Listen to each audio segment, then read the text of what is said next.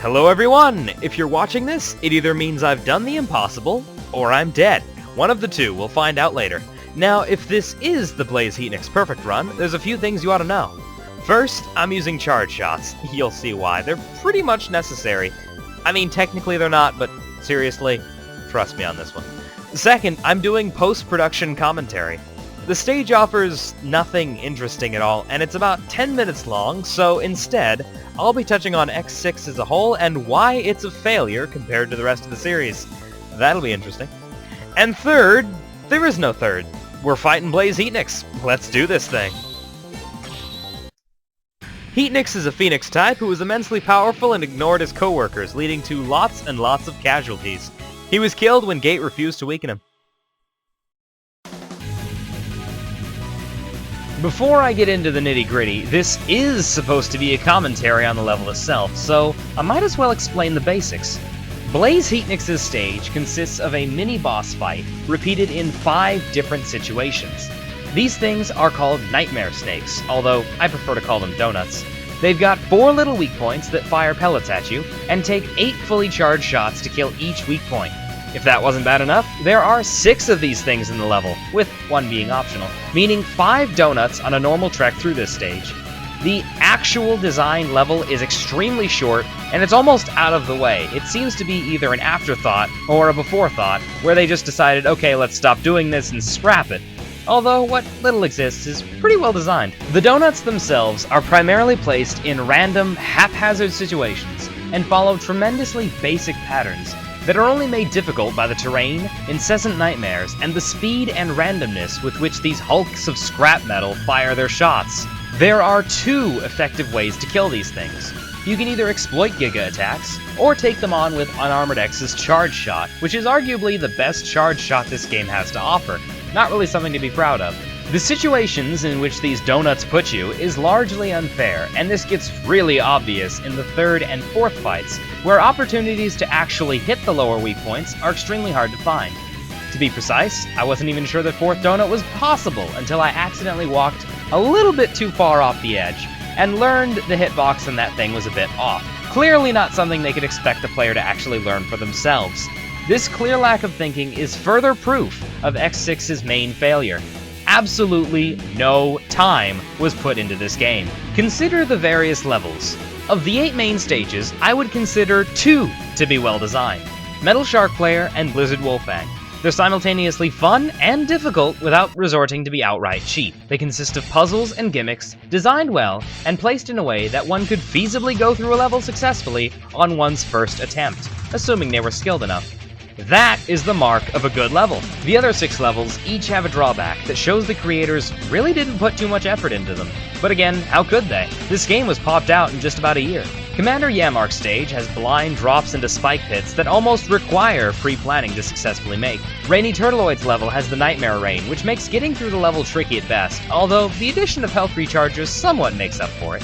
Infinity Maginian's level is a good concept overall, but the mini-boss is excruciatingly difficult to get used to, and the complete lack of midpoints makes it one of the most unforgiving levels in the series. Ground Scaravich's level has an amazingly good concept that's implemented very poorly when it comes to power-ups and items, and has the severe unbalance of certain situations that are impossible for Unarmored X. Shield Sheldon's level is so short it barely functions as a level in the first place. Contrasted by Blaze Heatnix, well, you can check the video length on that down below and get an idea of this monstrosity. The Fortress stages aren't much better. Certain segments require power-ups to pass, and the fight with both Hymax and the Nightmare Mother are absolutely brutal. The final fight with Sigma, ironically, is a complete and total joke, probably the easiest Sigma fight in the entire series. Definitely not a good feel for a game that, like X5, was intended to be the end of the series. The Nightmare system is the absolute worst of all, and I'll be touching on that sometime in the future. Basically though, you're penalized, sometimes in such a way that ramps the difficulty up from fairly easy to outright impossible, just for entering a stage. Everything I've mentioned up until this point could easily be tweaked and modified to make it a heck of a lot better. They were all genuinely good ideas that were implemented very poorly. So why didn't Capcom do such a thing when the levels it produces are generally both high quality and solid difficulty? Because X6 was developed in such a short time. This is most obvious in the translations, which often make no sense at all. If you've been paying attention to the dialogue to this point, you'd notice a boatload of very awkward sentences. And that's not even counting boss names, which are entirely untranslated from their original format in Japan. Now that's just lazy. For a bit of backstory, recall that the series essentially ended with X5. X5 showed Zero's temporary death and set the stage for Keiji Inafune's new series, Mega Man Zero. Capcom, thinking they could still capitalize on the success of the X series, decided to create another title behind his back. Normally I'd have no issue with this, but the fact that they rushed this cash cow out in such a short time made the quality suffer badly. To make matters worse, the creators of X6 seemed to set out to make the hardest title in the series. A worthy cause, I must admit. Taking the time and effort to create hard levels would make this game genuinely enjoyable. But they didn't take the time and effort. No, instead we're left with levels like this whose only difficulty is the sheer length. Or the fact that you have to go through the stage on sheer trial and error to figure out what's wrong and what's right. X6 is no doubt the most difficult game in the series, but it's difficult for all the wrong reasons. Every other title in the series has something going for it. I see the original X game as a physical manifestation of what it represents. X has limitless potential, and, in moving beyond the happy-go-lucky feel of the classic series, upgrades himself and unlocks this potential. X2 is again a perfect example of the concept it portrays. You're stronger, faster, and smarter than you were in the first game, and you can rip and tear through enemies like tissue paper. X2 is probably the easiest game in the series, and it's got a great action feel to it. X3 doesn't add too much new, except for the ability to finally play as Zero. Now, recall in the original game, where Zero blew off Bile's ride armor with a semi-charged shot. By the end of X3, a player will find themselves upgraded to such a point where they're much stronger than Zero. In the grand scheme of things, that's a pretty hefty upgrade. X4 is great sheerly for the fact that Zero's character and gameplay is solidified. This one doesn't really do too much for X's character, but it does set the stage for Zero. A good move, considering that there would only be one other title in the series before Mega Man Zero came out, at least ideally. X5 was supposed to be the end, and for this, it really succeeds. Everything about the game just feels apocalyptic. The time limit, the fact that you're rescuing trapped Reploids, and the ever-impending doom given off by constant assault by the Sigma virus. The actual end to X5 is amazing in its own right, making it one of my favorite titles in the series just for that. And then we get X6. I mentioned the feel of each title in the series. X6 feels poorly thrown together. Everything about it seems to be a haphazard attempt to revive the series and gain more cash. Sigma himself doesn't even appear until literally the moment you fight him, as if he was an afterthought to the whole thing. The attempt at revival is practically represented by Zero's Deus Ex Machina style return to life. 3 weeks after being hit by a space station, ripped in half, turned into a maverick, having your arm blown off, and getting a hole through your chest, you just randomly appear good as new? Okay. X7 is also terrible, but for a different reason. Capcom took the time and effort in making X7. In fact, it was a good 2 years before they actually released it. The game is plagued by Capcom's general problem of awful voice acting. The levels and the whole 3D concept are implemented very badly, and the plot is drab and predictable, but you can tell Capcom was actually trying to do something with it. They boldly went where no X game had gone before. They failed miserably, sure, but X7 really feels like they were actually trying to revive the series in a proper way. On that note, I've got an interesting pseudo-philosophical question. X7 is a cacophony of bad ideas thrown together with time and effort, resulting in an ultimately terrible game. X6 is a medley of good ideas thrown together with absolutely no effort, resulting in, again, an ultimately terrible game. Which one is truly worse? Truth be told, I'd say that title goes to X6. I think when you have a good concept and you ruin it, it's much worse than when you have a bad concept and don't realize it. Of course, I still enjoy X6 more than X7, but I prefer to give X7 the benefit of the doubt, simply because it feels like a bit more effort was actually put into it. But what do you think? Anyway, we're almost done with the level, and I haven't even gone through the donuts themselves, so how about a quick rundown of each of them? The first donut is actually pretty tricky, mostly in the way that it can shoot you as you jump over it before you have a chance to react. The best solution is to destroy the upper orbs as quickly as possible, because the lower ones don't really pose much of a threat. It also helps to get as much clearance as possible jumping over it, which means timing your wall climb until you barely scrape the donut on your way up and over. The second one is extremely easy. The only threats come about due to speeding up the fight, although you'll notice the very beginning of this fight can be ended just by sheer luck if the orbs decide to fire their shots at you while you're scaling the wall. The third one is tricky thanks to the nightmares, although paying close attention to the lower left weak point reveals that hitting that thing is nearly impossible. There are two potential situations to hit it, and both of them involve much risk. If the nightmares are friendly, this one's not too bad, but if they aren't, it's pretty difficult, and usually they aren't. The entire challenge of this level arguably comes from the fourth donut. This was the biggest hurdle, and so much as getting past it without dying is hard enough. To do the whole thing, no damage relies on trial, error, and lots of luck. The fifth donut is a complete joke, only made difficult by the fact that so much as passing the fourth donut warrants celebration in itself. By this point, my thumbs are cramping and my brain is clouded to the point where simple tasks are extremely difficult. Well, the fight's almost over, so I'll let live commentary Kevvl take it over from here. Don't worry, buddy, it'll all be over soon. Alright, I'm switching over to live commentary because honestly, fighting a boss, like not live, doesn't quite seem right. That and I want to get my reaction in case I actually beat this guy on film. That'll be fun. Welcome! I've been waiting for you. You're strong compared to the others. I was bored because there's no strong Reploid left on the ground. Although, I was not ordered to kill. It's too hard, isn't it? Hehehe. You want a strong Reploid, there's still one more Nightmare Snake in the path I didn't take.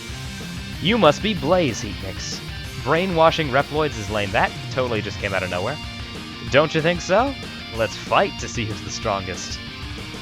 Alright then, Blaze Heatnix. Let's. He always starts the fight off by either calling lava from the floor or the ceiling, and 9 times out of 10, maybe even more than that, it's gonna be the ceiling. If he sits on the top, he's gonna be firing little rocks at you, and you can either destroy those with the Buster or whatever other weapon you want to use. If he goes down, he's gonna call lava from the bottom.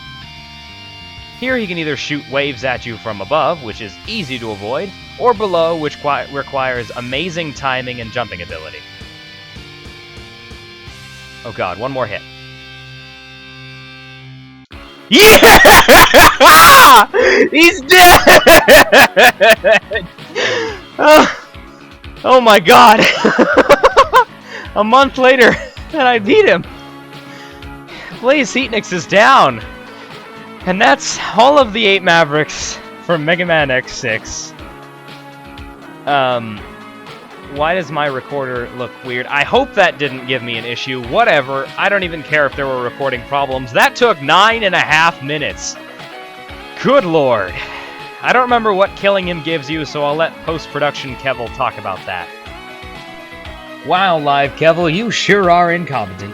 From Heatnix, we get the Magma Blade. X's saber will become a fire weapon that launches a little ball of flame when you swing it. Charge it up, and you'll get fire waves coming in from the left of the screen. Quite neat. Hell yeah. Okay, we're still on Data 3 for no reason. You know what, just for that, let's, Data 1. Going back to Data 1, come on now. Oh, I can barely... I can't feel my thumbs! Oh, hey, look, plot. Yeah, we're not gonna be dealing with this. I'm sorry. I'm just gonna like skip all that because plot isn't important. All right, more plot. No, shut up, Cygnus and Alia. I don't care anymore. We're done. We are done. We are the secret labs in Australia. Huh. Where's that? Yeah, it's Australia. That's pretty cool. Anyway, we're done. Unfortunately, due to the way I recorded this, there aren't any outtakes. Although, if I had to give a figure, I do believe last I checked I was in the thousands, but yeah, that's not something we'll be seeing. If there were outtakes, you'd basically just see me getting hit by something, screaming, and then that's it. Anyway, though, there are extras, so let's move on to those. My god. Ooh, everybody loves donuts. Lord knows I do. Ooh, everybody loves donuts, so you and I should share a few donuts. Go nuts, oh donuts. Go nuts, oh donuts. Alright, it is extras time. Now, for this, what you want is the Metal Anchor, which means going through Metal Shark Player stage and creates these little blocks here. You also want the Blade Armor with the Hyper Dash upgrade. For some reason, that nightmare doesn't actually care about the Reploids, and there was a heart container behind that one. Cool. Now, the reason you want the Metal Anchor is because, having gone through Metal Shark Player stage, you have these blocks. They're a Nightmare Effect, so they can be taken out with the Nightmare Effect, well, the weapon of where the Nightmare Effect came from. Long story short, blow them up with a couple Metal Anchors.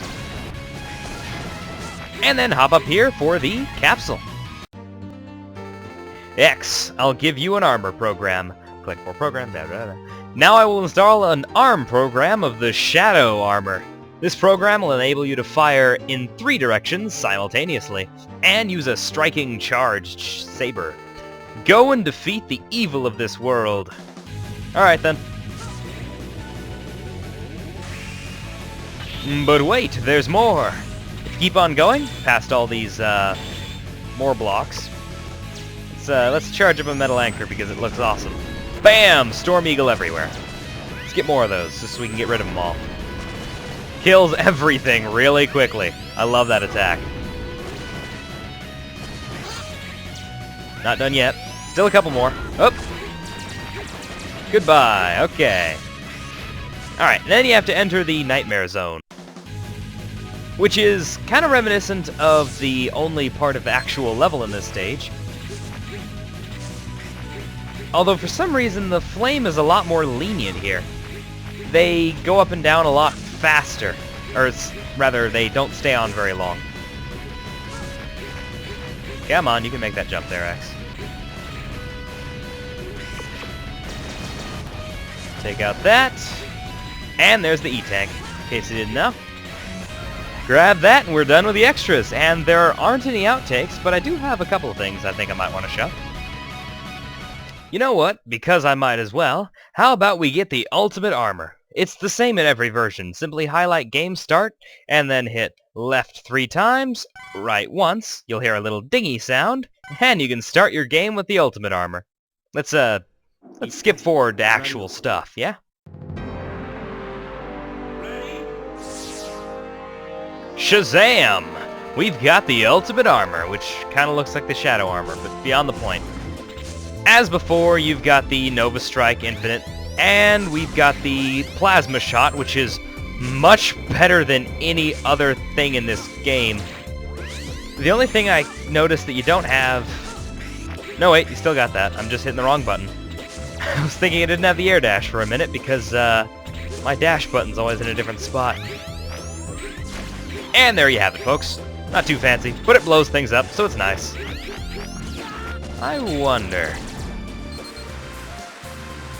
Nope. Still can't dodge rain. Bummer, you'd think that'd be possible, but I guess not. Oh well.